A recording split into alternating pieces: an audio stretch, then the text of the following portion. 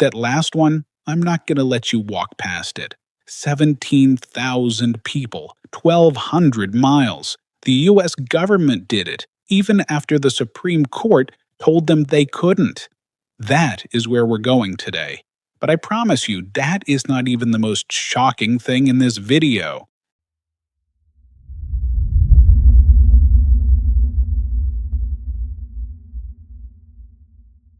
And here's the thing, everything you just read, that's not even the part that scientists can't explain. Because when researchers started digging into Cherokee DNA, and I mean really digging, like deep genetic lineage work, they found something that had no business being there. Patterns pointing not toward Siberia or East Asia, where every other Native American group traces back to, but to regions thousands of miles in the opposite direction.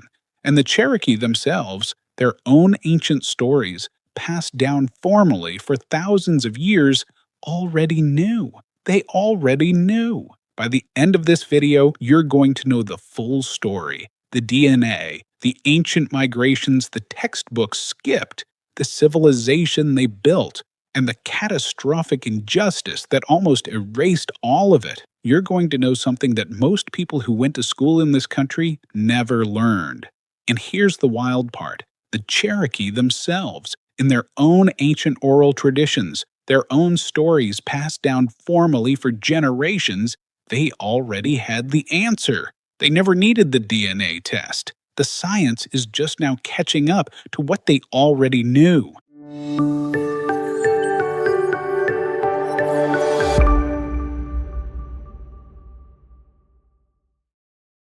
Before European contact, the Cherokee occupied a homeland stretching across roughly 40,000 square miles of the southern Appalachian Mountains, Tennessee, North and South Carolina, Georgia, Alabama, rugged, breathtaking mountain country, one of the most ecologically rich environments in North America.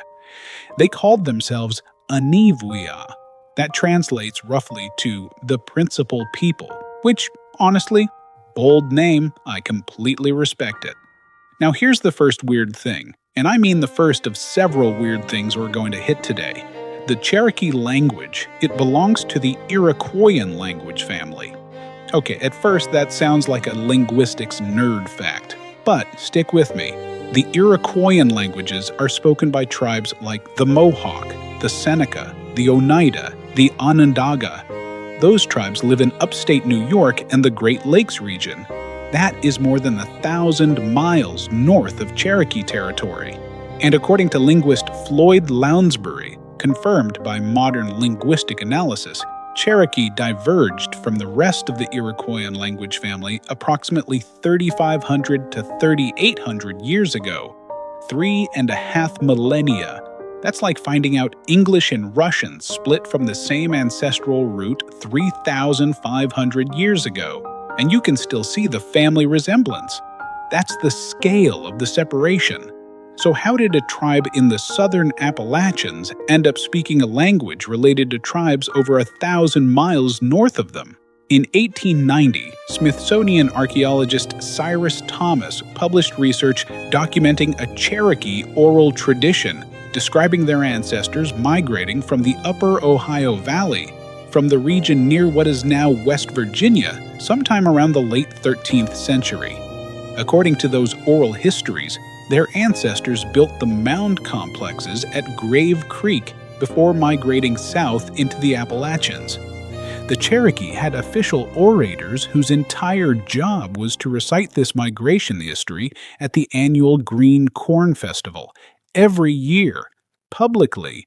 It wasn't legend, it was institutionalized cultural memory. But here's the next level of the question. Where did those people come from? Before they were in the Ohio Valley, before the mounds, before the migration south, where did they start? And that is exactly where the DNA evidence walks in, kicks the door off its hinges, and makes everyone in the room uncomfortable. Real quick, and I genuinely want to hear this. There's this thing that's incredibly common in American Southern families where someone's grandmother's grandmother was supposedly a Cherokee princess. Like, it's practically a cultural cliché. Almost every Southern family has some version of this story. Drop a comment right now. Did your family have that story? Because the reason it spread so widely across American culture is actually a fascinating piece of social history that we're absolutely going to get into.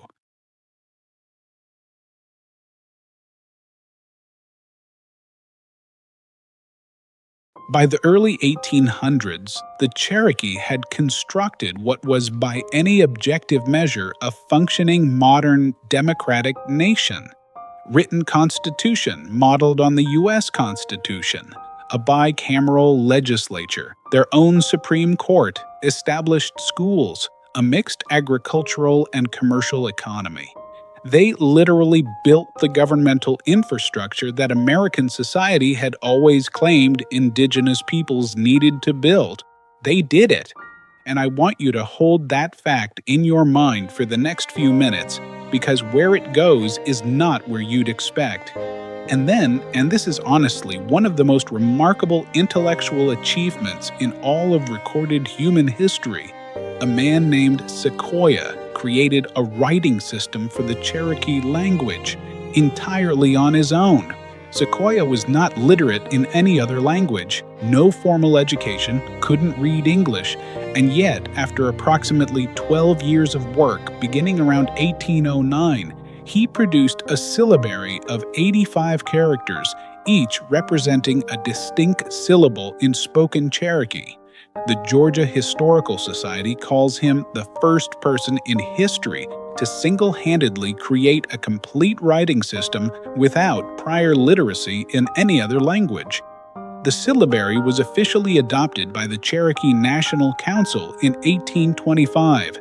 Within a few years, the majority of Cherokee adults could read and write their own language. By 1828, they were publishing a bilingual newspaper, the Cherokee Phoenix, in both English and Cherokee script. So let's be very clear. The Cherokee had a constitution, a legislature, a Supreme Court, schools, widespread literacy, and their own press. They ticked every single box. Then, the United States government took their land anyway. In 1829, gold was discovered on Cherokee land in Georgia. And, well, you can probably guess where this is going. Georgia began passing state laws stripping the Cherokee of basic rights. They couldn't testify against white people in court. They couldn't mine for gold on their own land. Lotteries, actual lotteries, were held to distribute Cherokee land to white Georgia settlers. In 1830, President Andrew Jackson signed the Indian Removal Act, clear the eastern United States, push everyone west of the Mississippi. The Cherokee fought back, legally. They took their case all the way to the United States Supreme Court, and in Worcester versus Georgia on March 3, 1832, the Supreme Court ruled 5-1 that Georgia's laws regarding the Cherokee were unconstitutional. Chief Justice Marks John Marshall wrote that the Cherokee were a distinct sovereign nation and that, quote, protection does not imply the destruction of the protected. The law was on their side. The Constitution was on their side. The highest court in the land was on their side. President Jackson refused to enforce the ruling. He reportedly said, "John Marshall has made his decision. Let him enforce it now if he can." Then he moved forward with removal. Just think about that. The President of the United States looked at a Supreme Court ruling and decided it simply didn't apply to him, and nothing stopped him. Not the law, not the court, nothing. In May of 1838, federal troops and state militias began the roundup. Families were separated. Elderly people were forced from their homes at gunpoint with no time to gather belongings. White looters followed behind the soldiers, ransacking Cherokee homesteads as families were led away. It happened systematically, block by block, hollow by hollow, across 40,000 square miles of Cherokee territory, the same scene over and over again. the Department of War forcibly removed approximately 17,000 Cherokee people to Indian Territory in what is now Oklahoma, a journey of roughly 1,200 miles. Cherokee authorities estimate approximately 6,000 men, women, and children died on that march. In their own language, they called it Nunadai Daultsuni, the trail where they cried. We know it as the Trail of Tears. A small number of Cherokee, perhaps a few hundred people, managed to evade capture by hiding in the remote mountain hollows of North Carolina. Their descendants still live there today, on the Qualla boundary, in the shadows of the same mountains their ancestors refused to leave. And here's the thing, when the U.S. government tried to erase them, it didn't work.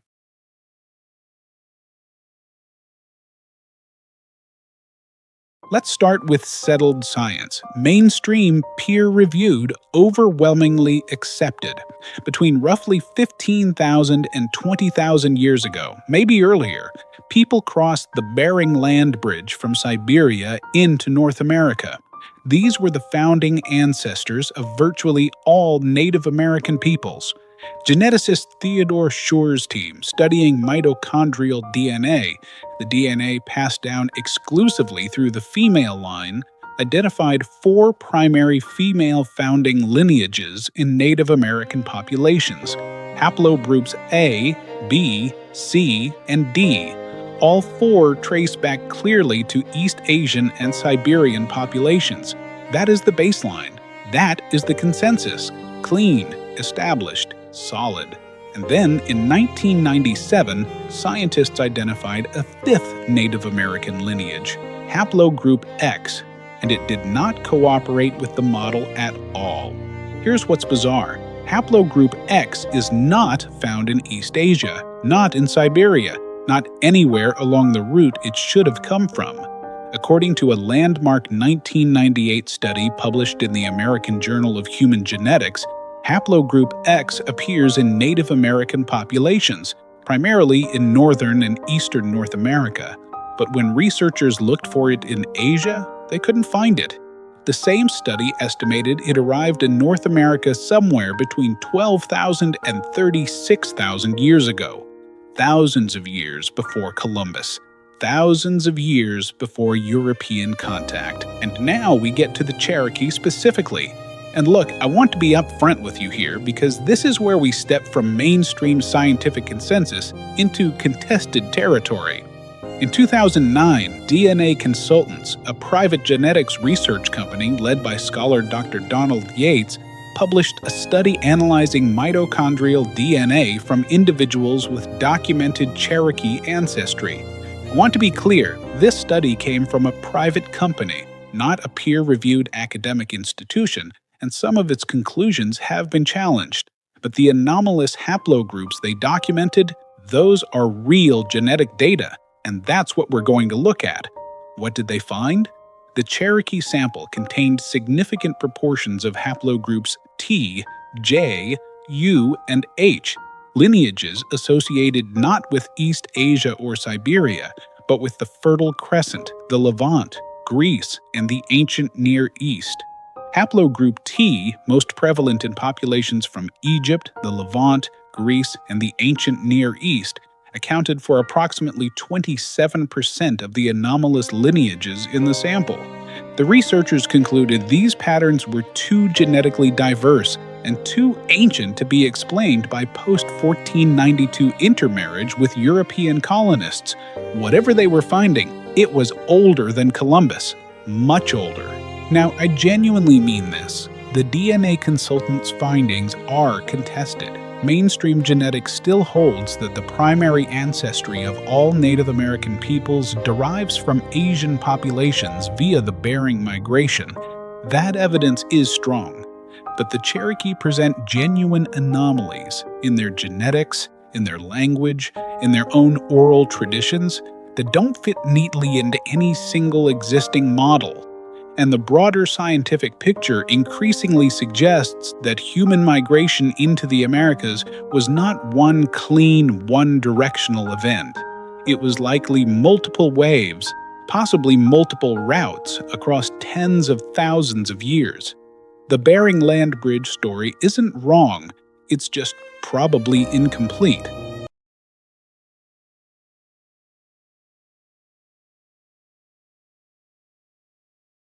Here's the thing I keep coming back to. The Cherokee themselves, their own oral histories, maintained across hundreds of generations through formal annual recitation, never described coming across a frozen Bering land bridge from Asia. Their stories spoke of migrations from the north and east, of mound-building ancestors, of a people who had traveled far and become who they were over a very long time. They knew something about their origins. They preserved that knowledge so carefully, designated orators, public annual recitation, that it survived for centuries.